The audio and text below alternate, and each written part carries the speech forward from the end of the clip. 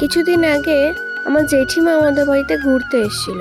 আমার পরীক্ষা হয়ে গেছে দেখে জেঠিমা বলল, চল আমার সঙ্গে কিছুদিন আমাদের বাড়ি থেকে ঘুরে আসবি। তাই আমিও জেঠিমার সঙ্গে আসলাম। এরপর আমরা দুপুরে খাওয়া দাওয়া করে আমি, দিদি আর জেঠিমা বাজারে চলে আসলাম।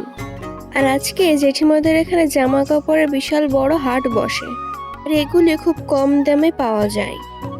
আর দেখো, দোকানের জামা কাপড় শাড়িগুলো কত সুন্দর সুন্দর, দেখে মনে হচ্ছে সবগুলোই নিয়ে যায়। সামনে যেহেতু দোল পূর্ণিমা, তাই প্রত্যেকটা দোকানেই দেখো হোলির শাড়ি জামা কাপড় তুলেছে।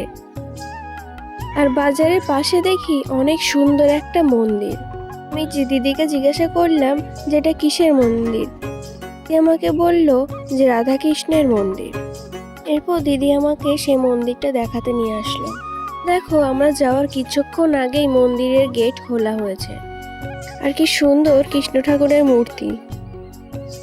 এরপর বাজারে সবকিছু কেনাকাটা হয়ে গেলে আমরা সবাই মিলে ফুলের দোকানে চলে আসলাম।